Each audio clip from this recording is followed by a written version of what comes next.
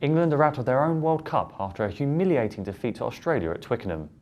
With me to review the exit is IBTimes Sports editor Nick Howson.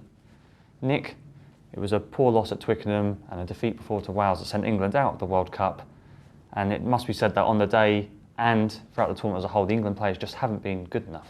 No, absolutely not. I think we have to highlight the fact that England, coming into this tournament, they were very much predicted to go through. This is a team that's been competing, yet not winning the Six Nations, beating teams from the Southern Hemisphere. So we have to say this is a bit of a surprise, and therefore you have to look at the performance of the players that have been there for very long. The likes of Mike Brown, who's been as consistent as any player over the last couple of years. He's had a really poor tournament.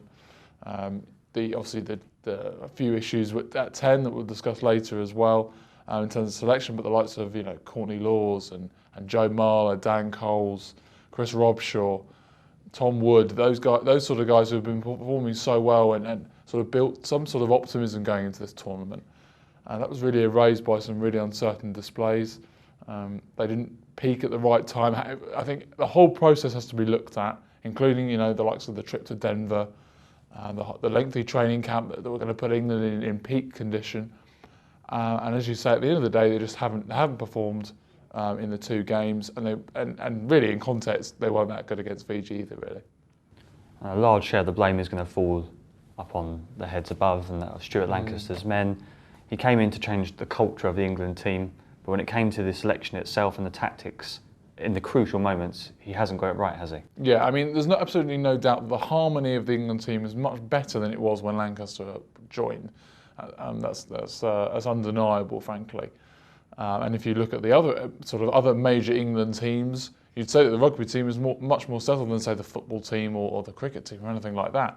So from that point of view, he got that correct over the last couple of years. But as you say, in and around him, it hasn't quite worked. No silverware. I think that's one certain issue. England didn't come into this tournament with a winning mentality.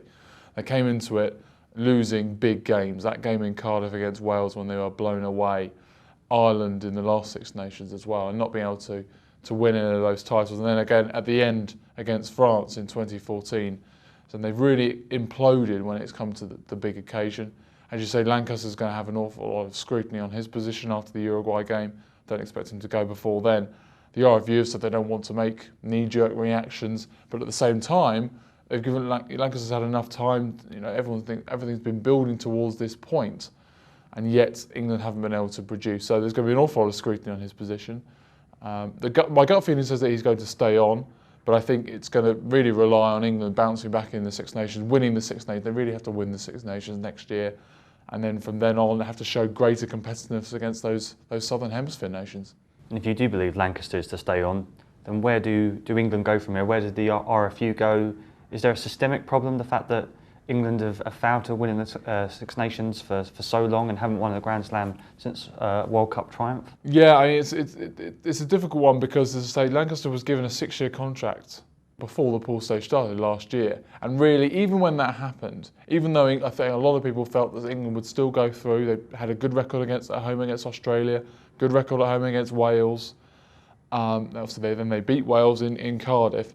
When the contract was awarded, people looked at that and they thought, well, that's a bit, it's a difficult move very difficult move to make, and perhaps one that could really come back and bite the RFU, and indeed it has.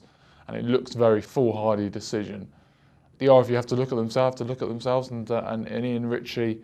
No need for a mass scale overhaul here, but I think one or two very little key decisions year upon year in the build up to this tournament has contributed to this sort of, as I say, implosion of confidence when it comes to playing. Things need to be looked at, and I say England have got the winter to reevaluate, and hopefully the pain of watching maybe even a Northern Hemisphere rival, the likes of Ireland or Wales, go all the way to the final, might work as the sort of adequate punishment that might sort of spark some sort of revival, hopefully. Well, for all our coverage of the Rugby World Cup, go to our website, ibtimes.co.uk.